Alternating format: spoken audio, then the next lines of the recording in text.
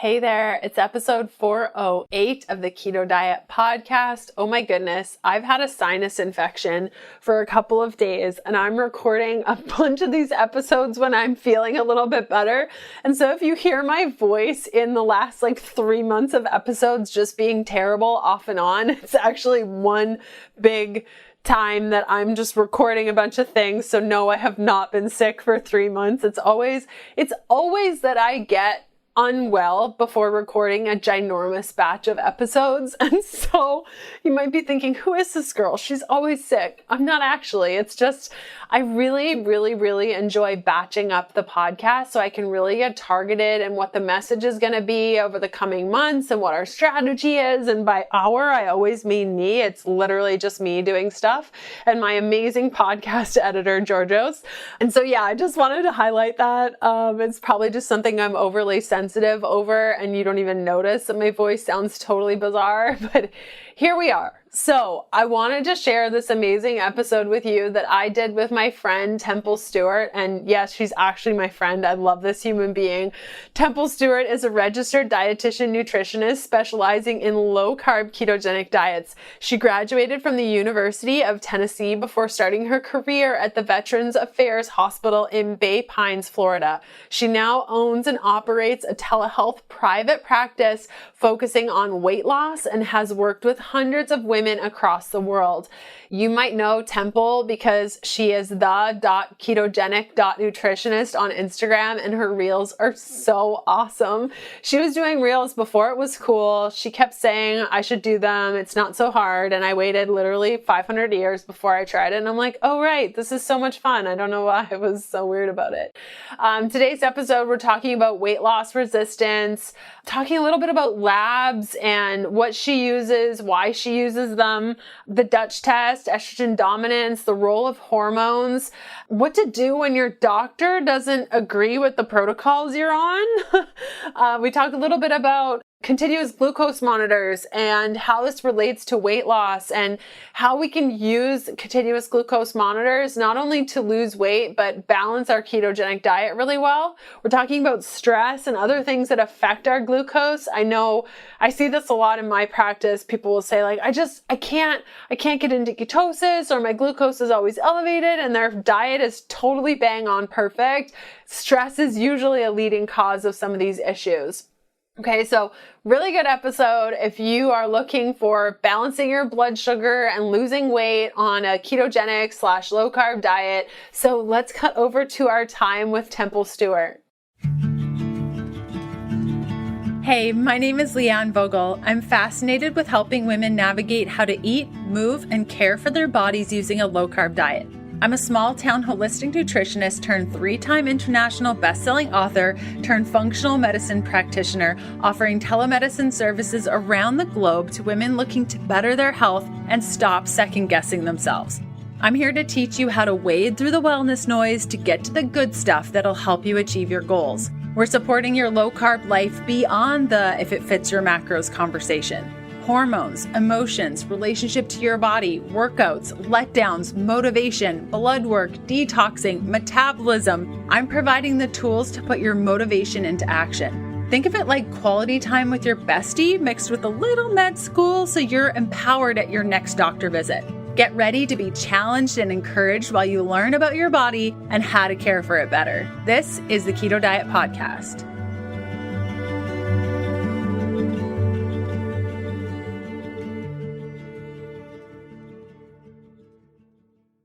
Hey, Temple, how are you? I'm so good, and I'm honored to be here with you today. Oh, it's so great. I've been following you on Instagram for a couple of months because a couple of ladies on Instagram told me that I need to follow you, and you're amazing. You share such great content. So welcome. Oh, thank you. Thank you. I'm glad to be here. Okay, so I just shared your bio and told everyone about you formally, but I'd love for you in a couple of words to just tell us who you are, what you love, what you do, what lights you up.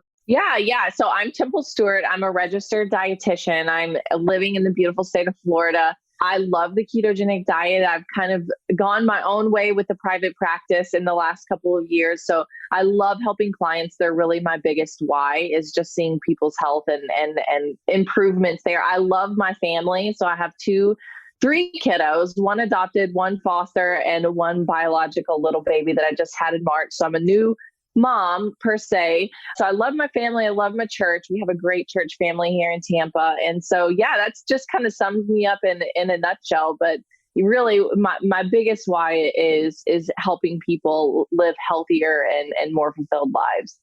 Brilliant. And what was that like going to school, probably learning certain things? Was the ketogenic diet part of that education? When did you find keto and how did you start adding that to your practice? Yeah, great question. So ketogenic diet was a very small blip in my college career. So I remember in one class, we did like an experiment where everyone drew a diet out of a fishbowl.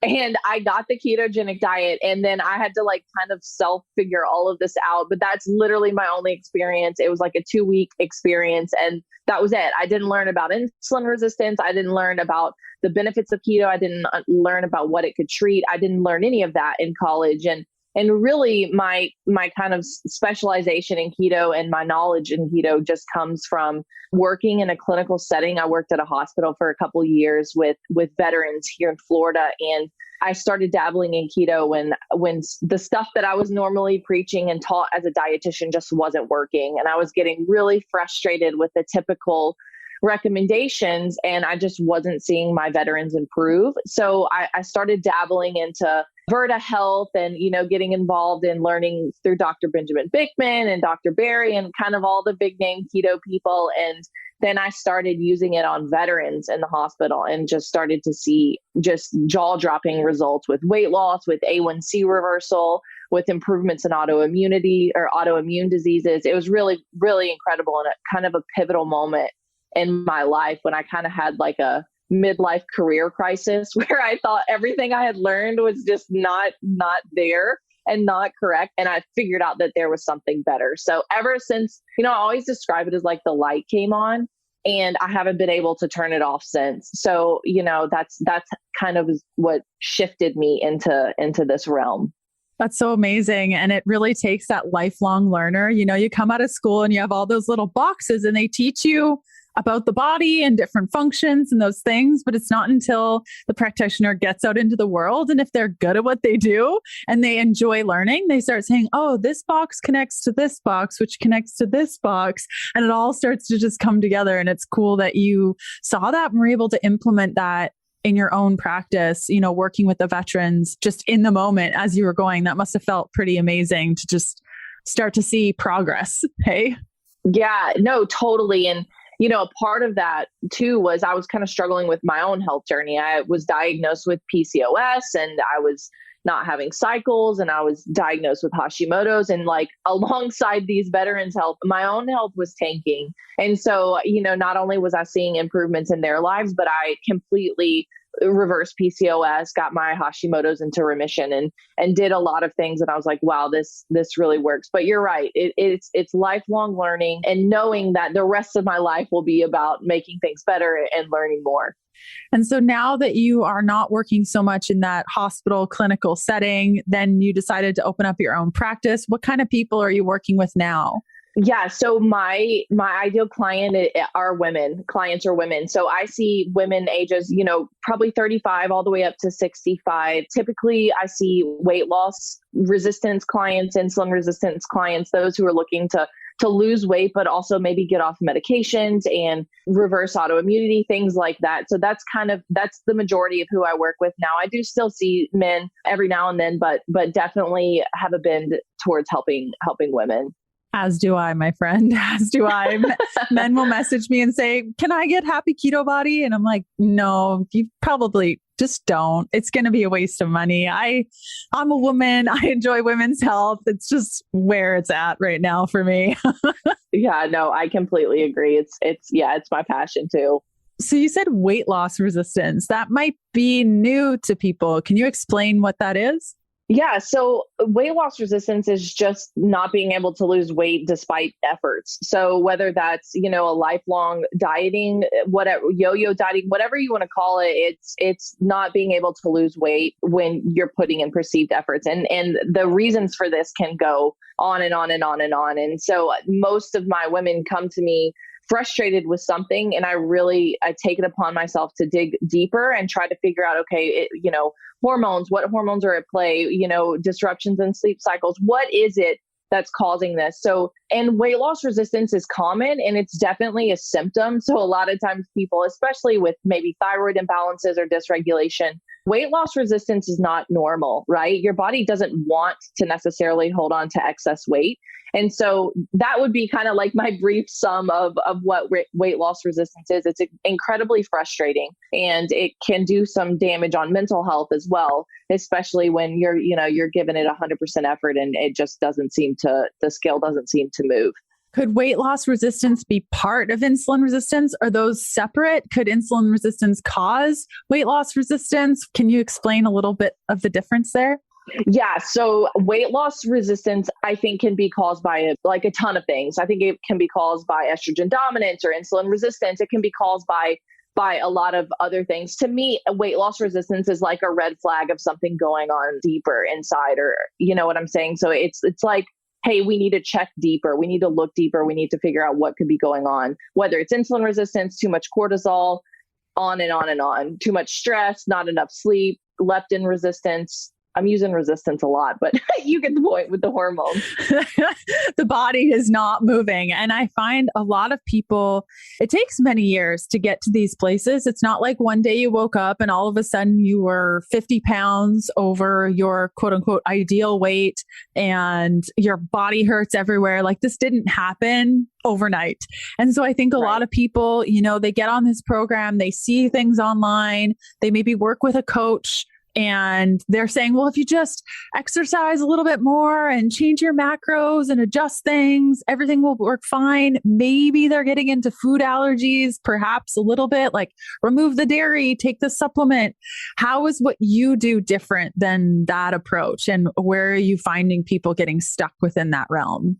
Yeah. So, and this is a great question because you're 100% correct. Health really truly is a lifelong journey, whether that involves weight or whether that involves, mental health, whatever it is. And you're right, it didn't happen overnight. So don't expect all these changes and to be this, new creation overnight. The body was so intricately designed and beautifully designed to work in sync, and hormones play a big role in this. And again, what I do is problem solving. So I like to look at labs. I like to see the whole picture, I guess is how I would describe what I do. Is I'm not going to do the whole eat less, move more, or everything in moderation, or you're just not exercising enough. Those broad blanket statements just don't work when you're encountering issues that are just deeper than that.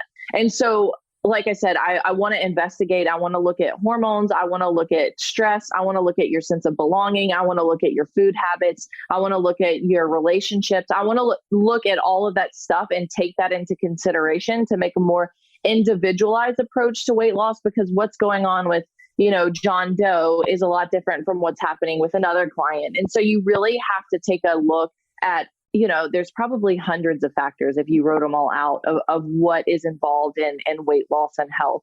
And so I think just giving people broad blanket statements or even like pictures of my plate and that type of stuff is not helpful and doesn't actually get to the root cause. Let's talk about the symptoms of hypochlorhydria, also known as low stomach acid.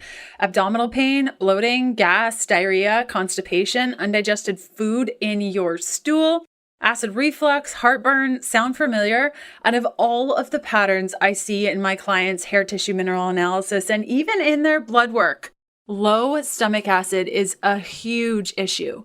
What helps stomach acid? Sodium. If you're on a ketogenic diet, chances are you are not consuming enough sodium. Now, sodium is the body's great solvent. It's a primary alkalizer and it influences stomach acid levels. If you're dealing with allergies, abdominal bloating, depression, dizziness, fatigue, low blood pressure, poor protein digestion, like you eat some protein and it just feels like it sits in your stomach, even weakness can be because you don't have enough sodium. Now, my favorite way to boost my sodium on a daily basis is to take at least 3 packets of Element electrolytes per day.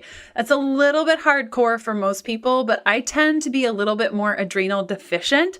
And so taking these electrolytes while I'm eating a low carb or even as deep as a ketogenic diet just takes things to the next level. I've been using Element here for over 2 years, and I can say they are the best electrolyte powder, hands down. If you've never tried Element, or maybe you just haven't found the right flavor for you, you're in luck. My friends over at Element put together a really sweet offer for us. Right now, Element is offering my listeners a free sample pack with any order. That's 8 single serving packets free with any Element order. This is a great way to try all 8 flavors or share them with a friend that's maybe on the fence about joining your electrolyte party. Get yours by going to drinklmnt.com/KDP. This deal is only available through my link. So you must go to drinklmnt.com/KDP. Element offers a no questions asked refund also. It's totally risk-free. So if you don't like it, share it with a friend and get your money back, no questions asked. Again, that's drinklmnt.com/KDP. Yes, so true. And I think a lot of people, as they feel stuck and they're trying to figure out what's wrong with them, they listen to podcasts and they watch YouTube videos and they're like, okay, I have a set of 6 things that I'm going to do and none of those things work. And then they go on to the next set of 10 things they're going to do and none of those things work. And what I'm hearing you say is, really customizing the program for someone is not just necessarily a really good intake form, but it might be really understanding from a hormonal perspective, running labs for that. And what kind of labs are you running to really get that full picture beyond just a really good intake form?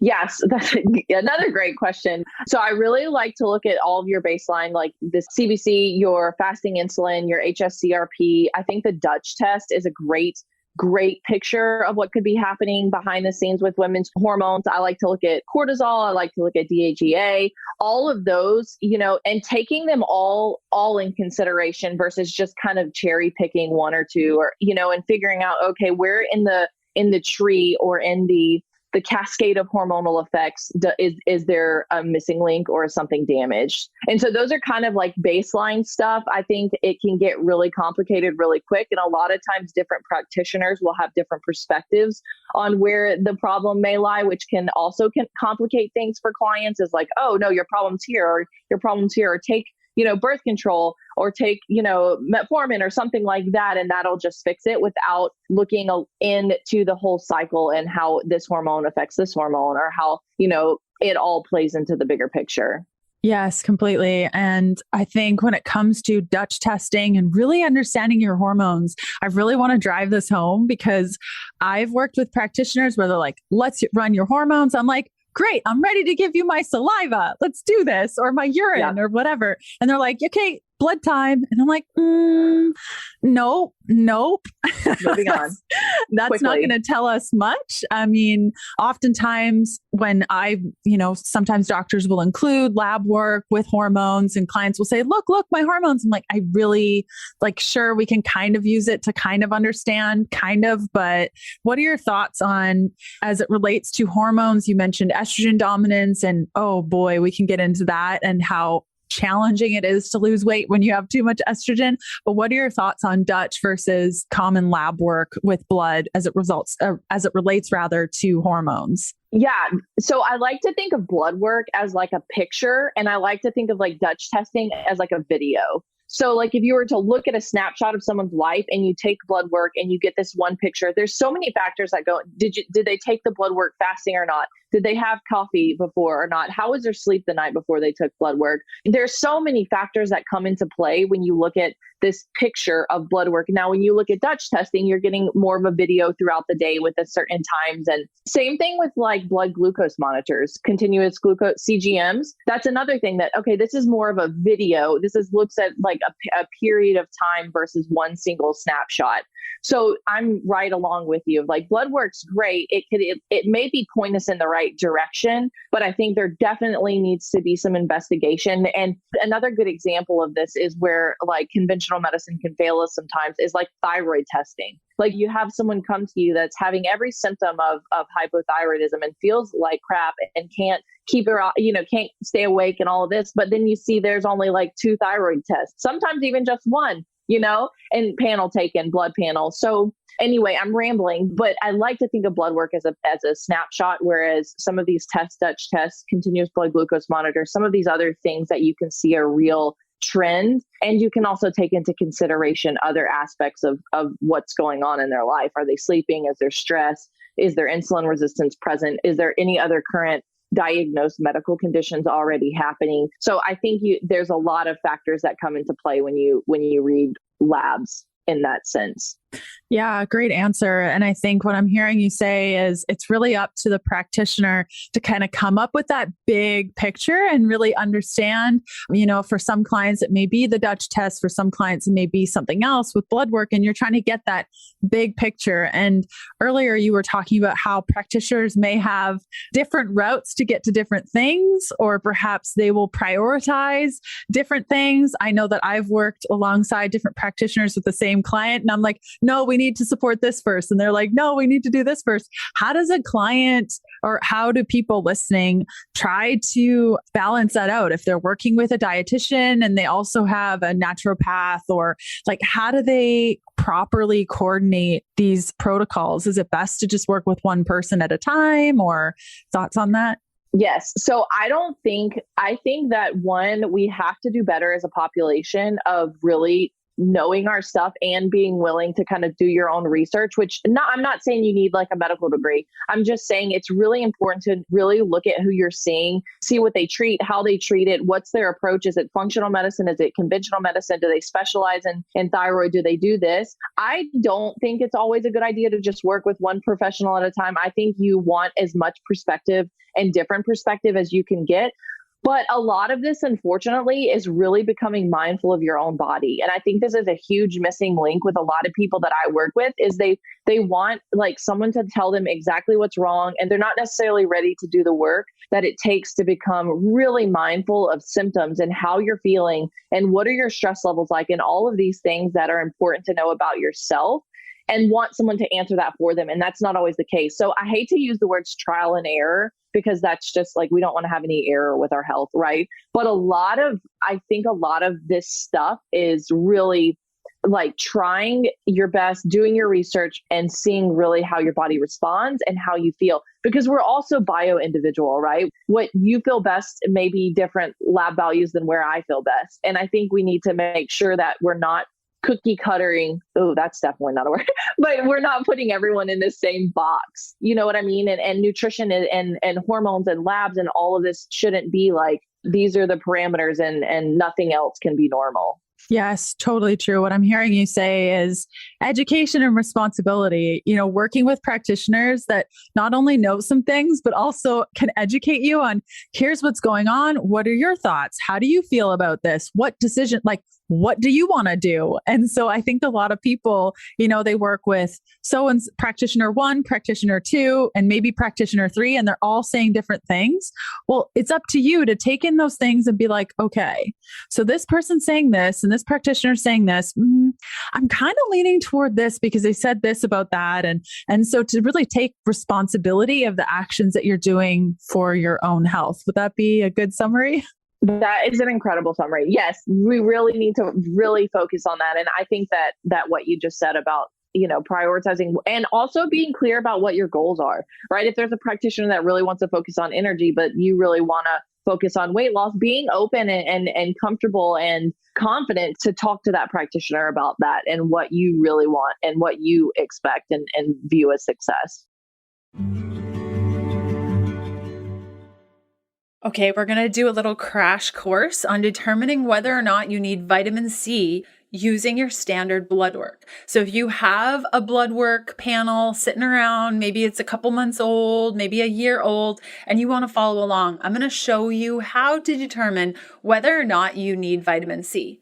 I want you to look at your RBC. We want that level to be around 4 to 4.5. If it is above this, chances are you might need vitamin C. Another really good marker for vitamin C need is albumin. If it's looking a little bit low, let's say it's like 4.2 or 4.1, in addition to that RBC being elevated, it might be a good sign that you need vitamin C. Another really good marker to use for vitamin C need is your alkaline phosphatase. Is that if this is elevated beyond 100, chances are, in addition to the other markers, you might need vitamin C. Now, these are just a handful of markers that I see elevated and kind of wonky in a couple of my clients that requires them to take vitamin C. Now, there are a whole bunch of different ways that you can take vitamin C, but the most effective way to actually balance things out is a whole food-based vitamin C. And that's why I love Paleo Valley Essential C. It's been third-party lab tested as the most powerful 100% natural vitamin C product on the market today. It contains not one, but 3 of the most concentrated natural sources of vitamin C: amla berry, camu berry, and unripe acerola cherry. The most potent source of natural vitamin C on earth, which is 120 times higher than found in an orange. Each nutrient-packed serving delivers 750% your RDI of vitamin C, an amount meant to help you thrive, not just survive.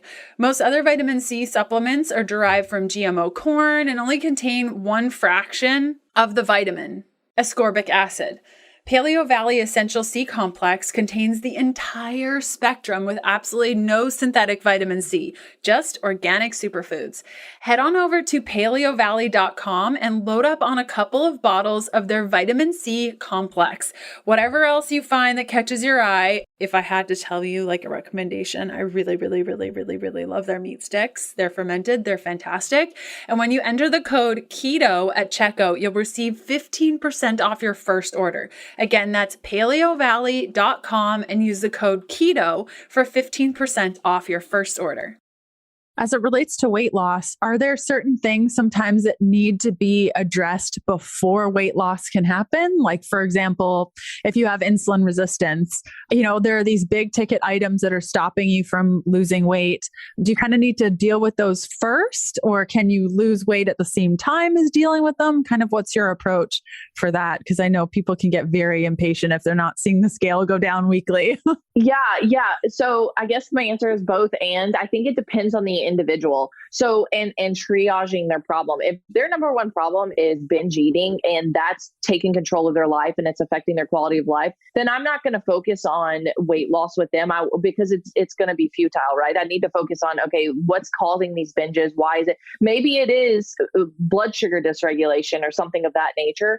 But I think it's really important to triage. Maybe someone's so inflamed and their CRP levels are just through the roof. With them, yes, weight loss is definitely probably going to be important, but addressing the inflammation is going to be priority because weight loss is not necessary. It could be an indirect effect, or someone with her, like a very, very high blood sugar levels or very high A1C. Like, I want to take care of that and prioritize that before we worry about weight loss, and also discuss the importance of these things with the client. So I think also when you prioritize certain things that are happening in the body, I think weight loss is also a symptom of, maybe symptoms, not the right word, but weight loss comes alongside of getting healthier typically. So if there's something that's off, whether it's you're incredibly insulin resistant or your cortisol levels are through the roof, or again, bringing up estrogen dominance, if these things are present, you can try as much as you want to do things to lose weight. But if you don't address the actual problem that's causing the weight, then again, you're going to get frustrated. You're going to throw in the towel,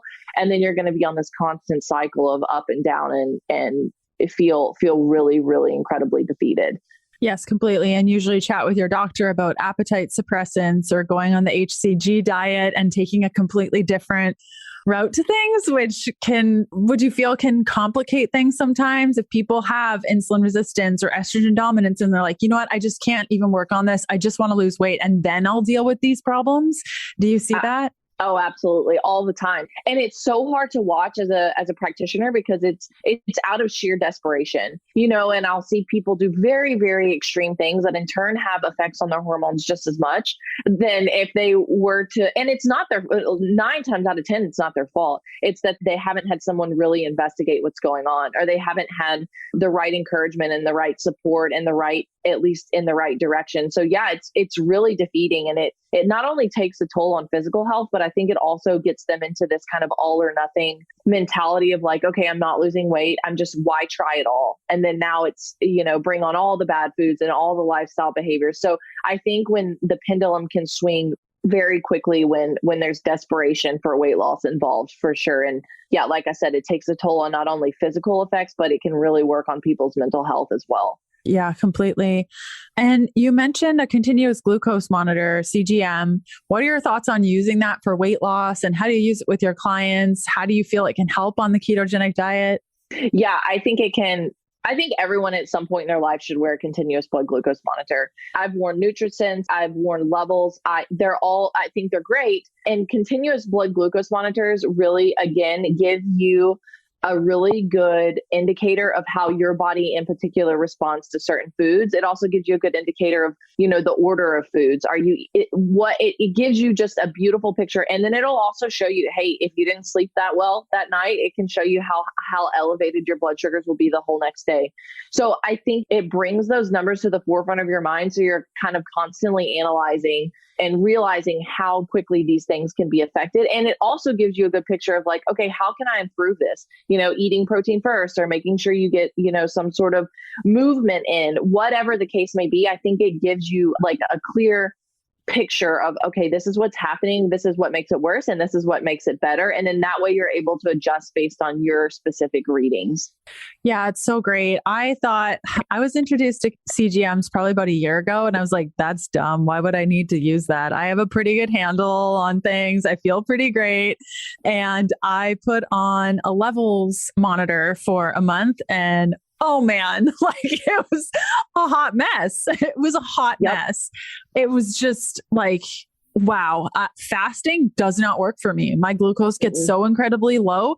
My sleep is affected. That's why I wake up. My glucose gets so low that it wakes me up. It stimulates cortisol. And so learning all of these things about myself in such a short period of time was such a game changer. And I'm sure your clients too, not only having the app, but having you to be like, oh, that's because of that. And that's because of this. It takes out a lot of the trial and error of like, I see mountains and peaks, but I don't really know what to do with these ups and downs.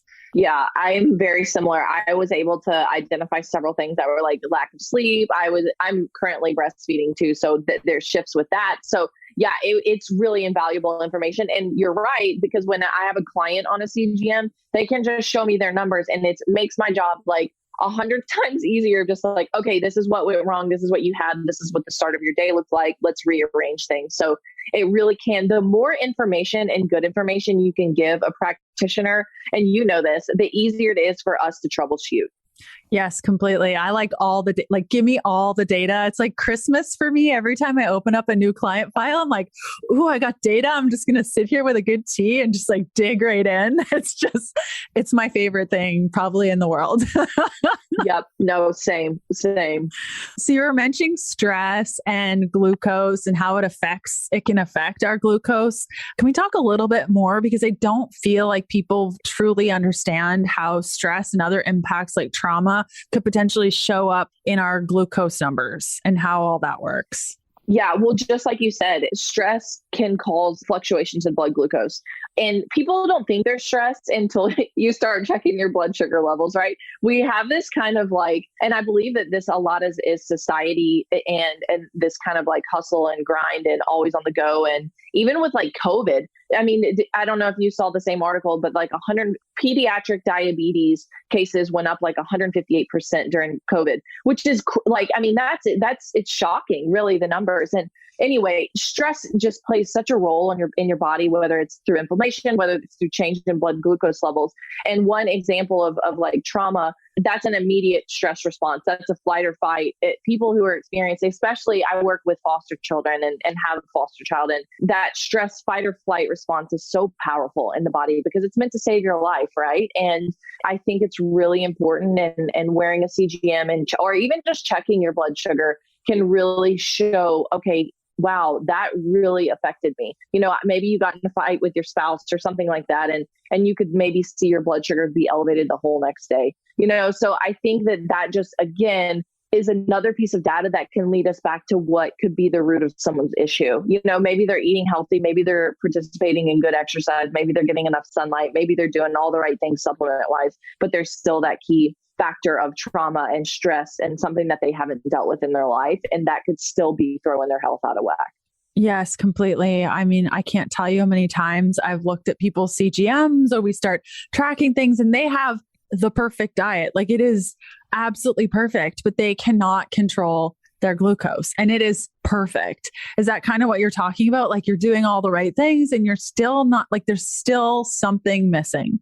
Completely. And I think what that does is that forces us to look, okay, I've prioritized physical health. I've prioritized my dietary needs, but I have not prioritized either mental health or stress response or how I'm coping. And so I think that that's a whole nother aspect of health that a lot of times gets put on the back burner. And again, going back to, fasting and exercise and things like that, that can all make that mental health aspect worse in a lot of cases. And so I think, again, just understanding that that's, just as important as physical health in a lot of realms to keep all of this, improving or under control. Yeah, completely. And I guess that kind of takes me to a curiosity because you are so busy on Instagram. You create amazingly sparkly, beautiful reels. You're also a mom and you have a business. How do you personally manage all of that? Also being a woman of faith and being involved in the church. Like, how do you do all of that personally and maintain non-stress states as best as you can? Yeah. I love it. In a little bit of vulnerability here, I'm still working on it. This is a very challenging thing. And I think even the best, most knowledgeable practitioners on earth have got stuff to learn for the rest of their lives because our lives are in seasons, right? We kind of go, the seasons change. And yeah, it's very challenging. And again, what grounds me is my faith. And I think always going back to what is most important in my life it's kind of almost like a pyramid. So if my spiritual life is good, if I feel confident and I'm doing the things I need to do and I'm taking care of people, then it's my family, and making sure that my priorities are in order, because as soon as one of those blocks gets pulled out from under me, then that's where things start to collapse. So I do your typical, I obviously pay attention to what I'm eating. I make sure that I get movement in. I don't over fast or do things that will wreck my hormones. And I think that comes from years of being in tune with my body. I make sure I get sun. And that's a great thing that I have the ability to do here in Florida is, get outside, get into nature, love on my kids. I make sure that I have separate boundaries of, this is family time and this is work time is another thing that I think helps. And I really try to just make sure that my priorities are in check and that, I've always loved the saying, you can't pour from an empty cup. And so in order for me to love my family and to love people it's most important that I make sure that I'm really grounded in my faith and that my family is next. Yeah, that's something I'm continuously working on is setting clear boundaries, especially as it relates to being an entrepreneur, because it's very easy to just have that seep into all aspects. And you're like, I could read my Bible, or I could get started on my emails, or I could, have a movie night with my husband, or I could answer emails at the same time and prepare for podcast episodes. It creeps in. And I think everyone can relate to that in some way, shape, or form. And it may mean saying no to things. And I hate saying no to things. It is, I have major FOMO. I really dislike saying no to things. Yeah. I don't know if you've read or heard of the book, The Ruthless Elimination of Hurry. but it's a really incredible book. And it talks about just society is constantly pressuring. And you're right, entrepreneurial, this is a hard space to be in for anyone, you know, and that would be a good book. I really love the Ruthless Elimination of Hurry. And it really just helps you break it down of like, why are we the way that we are? Why is society put so much pressure? And it's a really great book. So I would recommend that. Oh, thank you so much, Temple. That's great. So I guess one of the questions I've really enjoyed asking fellow Christians when they come on the show is really how they balance their faith and how they kind of be women of faith in the practice that they're in. So I'd love to know from you, like how loving Jesus has inspired the work that you do and just how all that looks like on a daily basis for yourself. That's a great question. So my husband is a pastor here in Tampa, and, you know, faith has always been a big part, well, the foundational part of our marriage, but also just a big part of my life in general. And again, I think this goes back to like, you know, Jesus loved people, and that's what I want to show. And that's what I want to be. And that is where my business flows from, is I want to help people and I want to glorify God when I do it. And I want to make sure all eyes are on him, whether it's through growth on Instagram, whatever the case may be. I want to make sure that I'm a reflection of the love of Christ. And so that's what I show to my clients. And that's how I want to treat all my clients. And I believe that people do the best and love people the most and are able to influence and impact and lead when they feel good. So a lot of my passion for health comes from a place of like, when I was sick and I didn't feel good and I couldn't keep my eyes open, I wasn't able to go out and do the things that I wanted to do. And I wasn't able to love on people well because I just didn't feel good, you know, and I was spending a lot of time in bed and it was just a hot mess. And so I think that faith is interwoven in everything that I do. And I want anybody, whoever they come to me, whether they're Christian or not, to notice something different and to know that they're cared for and that they're loved on. And ultimately, I want them to be able to see the light of Christ in what I do. Again, whether it's making a goofy reel on Instagram or, you know, one-on-one coaching with clients. And again, I think that my husband being a pastor and being around a lot of people in that space, I think it's always just a constant reminder of, you know, using platforms that you have to really glorify something bigger than you. Amen. Beautiful answer. Wonderful. I love that. And I can relate to that so deeply.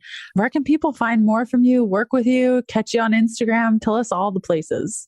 Yeah. So I'm on Instagram. I'm at the.ketogenic.nutritionist. Find me there. Go there. I'm also on TikTok, same name, The Ketogenic Nutritionist. I'm also on Spotify. So those are kind of my three things. All The Ketogenic Nutritionist. You can type in Temple Stewart. I'm probably the only one with the name Temple. So look me up there. Shoot me a message. I love to stay in contact with listeners. And so find me on those. Give me a follow, and I'm happy to connect. And it was wonderful being here with you today. And again, I'm really honored, and I've loved watching your journey into faith. I think that was one of the most inspirational things. And I commend you, Leanne, on just talking about your transformation and giving your testimony. It's awesome and really incredible. So, and I support it. So anyway, I'm rambling again, but I really am honored to be here. All glory to God. It's none of my own doing. I feel so incredibly compelled. Sometimes I'm like, really? Okay. Yeah, we're doing this.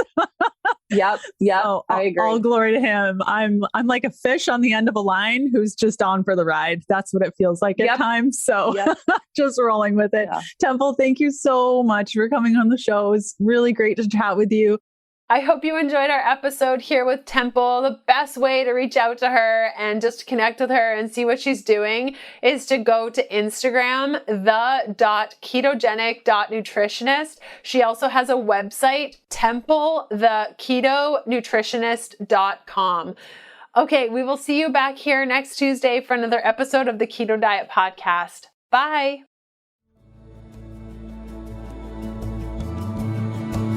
Thanks for listening. Join us next Tuesday for another episode of the Keto Diet Podcast. Looking for more resources? Go to healthfulpursuit.com for keto meal plans, weight loss programs, low-carb recipes, and oodles of free resources to get you going. The Keto Diet Podcast, including show notes and links, provides information in respect to healthy living, recipes, nutrition, and diet, and is intended for informational purposes only. The information provided is not a substitute for medical advice, diagnosis, or treatment, nor is it to be construed as such. We cannot guarantee that the information provided on the Keto Diet Podcast reflects the most up-to-date medical research. Information is provided without any representation or warranties of any kind. Please consult a qualified health provider with any questions you may have regarding your health and nutrition program.